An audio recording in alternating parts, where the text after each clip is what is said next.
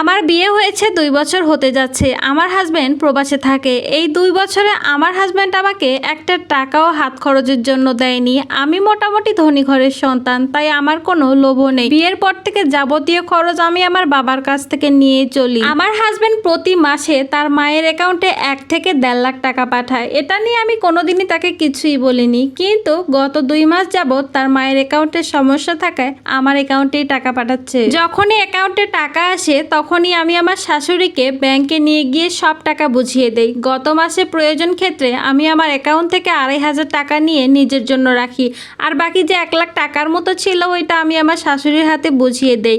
দিনে সব কিছু ভালো ছিল, কিন্তু রাতে আমার হাজব্যান্ড আমাকে কল করে বলে কেন আমি তার সবগুলো টাকা তার মায়ের হাতে বুঝিয়ে দিলাম না, কেন আমি 2,500 টাকা রেখেছি, আর কেনই বা আমি তাকে কিছু বলি নাই। এটা নিয়ে অনেক কৈফিয়ত, অনেক বকাবকি শুরু করলো। তারপর আমি আমার হাজব্যান্ডকে অনেক জোর গলায় বললাম, তোমার টাকার উপর তো আমারও হক আছে। বিয়ের শুরু থেকে তুমি তো আমাকে কোনোই হাত খরচ দাওনি। বিয়ের পর থেকে আমার জামা কাপড়, ওষুধপত্র, যাবতীয় যা যা লাগবে সবকিছু টাকা আমি আমার বাবার কাছ থেকে নিয়ে চলি। আর কতদিন আমি তাদের কাছ থেকে হাত পেতে টাকা চাইবো? আমারও তো খুব খারাপ লাগে, লজ্জা লাগে। আমার আত্মীয় স্বজন সবাই বলে যে তোমার স্বামী এত টাকা ইনকাম করে, তাহলে কেন এখনো তুমি তোমার বাবা মায়ের কাছ থেকে টাকা নাও? আমার কি খারাপ লাগে না? আমার স্বামীকে এত কথা বলার পরেও সে আমার সাথে খারাপ আচরণ করতে থাকে এবং বলে আমি যে টাকাটা নিয়েছি সেটা যেন তার মাকে ফেরত দিয়ে দেই। একমাত্র মা ভক্ত যে ছেলেরা থাকে তাদেরকে বিয়ে করলে যে জীবনটা কতটা কষ্টের হয় একমাত্র আমার পরিস্থিতিতে যারা আছে ঠিক তারাই বুঝবে। এই মাসেও আমার অ্যাকাউন্টে 1.5 লাখ টাকার মতো এসেছে এবং সাথে সাথে আমাকে ফোন দিয়ে কড়া করে বলল এই টাকা থেকে যেন আমি একটা টাকাও না নেই, পুরো বোনাস সহ যেন আমি তার মায়ের হাতে তুলে দেই। বরাবরই যেটা করে এসেছিলাম, ওই যে আমি যে 2,500 টাকা নিয়েছিলাম এইটা নিয়ে তার মনে এখনো সন্দেহ।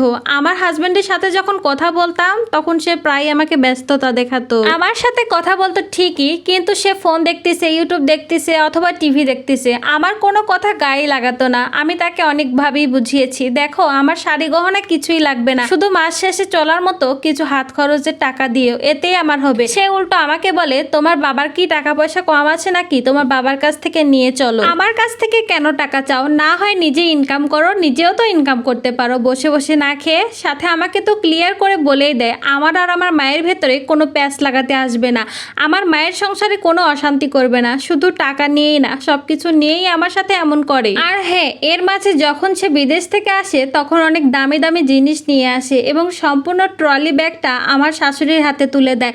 আমার ননদ শাশুড়ি সবাই সবকিছু ভাগাভাগি করে নেয়, বাকি যতটুকু থাকে সবটুকুই লকারে উঠিয়ে রাখে। আমার জন্য আমার স্বামী কখনোই কিছু আনে না বা তার মাকে বলে না যে এইটা আমি আমার বউয়ের জন্য এনেছি, এটা আলাদা করে রেখে দাও। কখনো আজ পর্যন্ত মুখ থেকে শুনিনি। আমার বাবার বাড়িতে যত কিছুই থাক না কেন, আমারও তো ইচ্ছা করে আমার স্বামী আমার জন্য কিছু একটা আনবে, কিন্তু তার কাছ থেকে আমি এটা কখনোই পাইনি। বিদেশ থেকে যখন বাসায় আসে তখন রাত 11টা পর্যন্ত তার বন্ধুদের সাথে আড্ডা দিবে, বাসায় এসে খাওয়া দাওয়া করে শুয়ে পড়বে, আবার সকালে আমার সাথে বেশি একটা কথাও বলে না।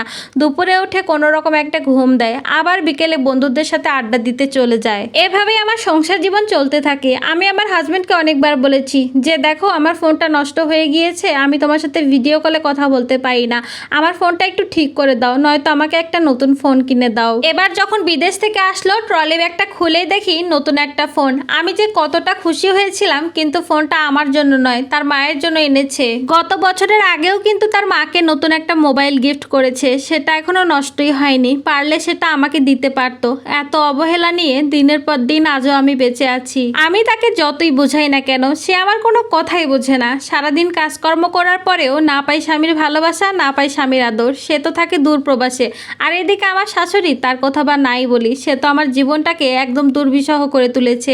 এভাবে যে কতকাল টিকতে পারবো আমি নিজেও জানি না। প্রবাসী বউদের স্বামী দূরে থাকে, এই কষ্ট নিয়ে তারা দিনের পর দিন বেঁচে থাকে, আর সেই স্বামী যদি অবহেলা করে তাহলে আসলে আর কিছুই বলার নাই। যাই হোক, গল্পটা কিন্তু আমার জীবনের নয়।